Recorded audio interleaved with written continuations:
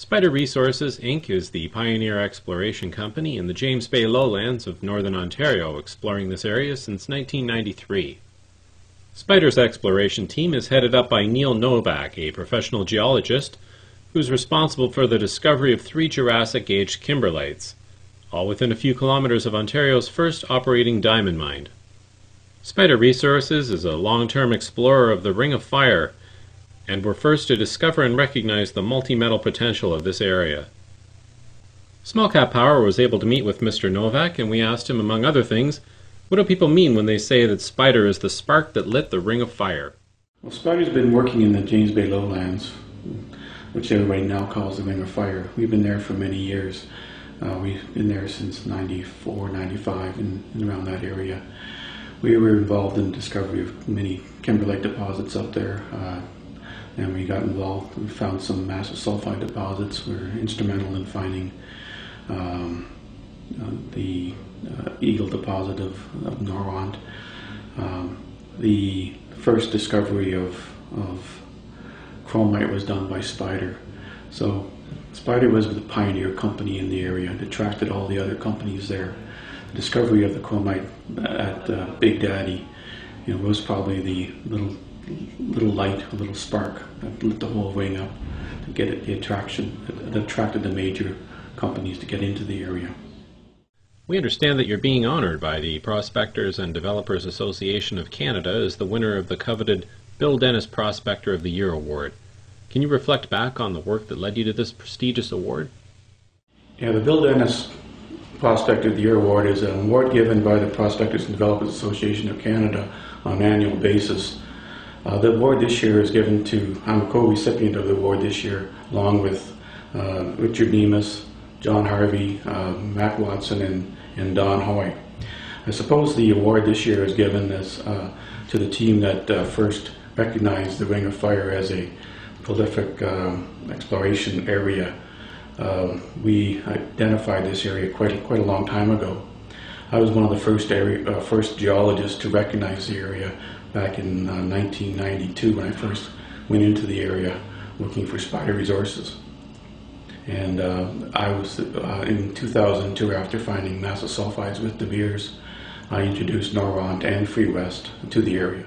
Spider's main exploration focus is on its Big Daddy project. Can you provide some background about this project? The Big Daddy project was first discovered in 2006. Since then, we've completed about 56 holes, totaling about 16,000 meters of drilling. We've drilled the Big Daddy down to about 250 meters and along a strike length of about 1.3 kilometers. There's sufficient drilling completed to date to start with what's called an initial indicated resource. That resource estimate is currently underway. We should have that completed in the second quarter of 2010. The main commodity of interest in Big Daddy is chrome. Chrome is a commodity that's used in the production of stainless steel. Without chrome, you can't make stainless steel. And how would you describe the grades? The grades we are encountering at Big Daddy are exceptional. They rank it high, amongst the highest in the world. We're typically getting grades in the 35 to 40% range. The chrome to iron ratio are in the 1.7 to 2% range, or 1.7 to 2.0 range. Typical deposits in Northern Europe are in the 27 to 30% range, with chrome to iron ratio of about 1.5 to 1.7. Since there are no producers of chrome in North America, this makes the Big Daddy project a very important project. Our neighbors to the south are intrigued by the significance of this discovery at Big Daddy. Ownership of Big Daddy is shared with KWG Resources and Free West Resources. Can you explain why this ownership structure is important for Spider's shareholders? Yes, ownership is very important for Spider shareholders. Ownership is shared amongst KWG and Free West. Spider and KWG have the option to earn up to a 60% collective interest in the Big Daddy deposit by incurring an expenditure of $15 million before March 31st, 2012 on the Big Daddy deposit. Spider must spend at the rate of $2.5 million per year to earn this interest. Recently, the ownership of Free West has changed. Up until January 25th, 2010, Free West was a publicly trading junior resource company and trading on the Toronto Stock Exchange.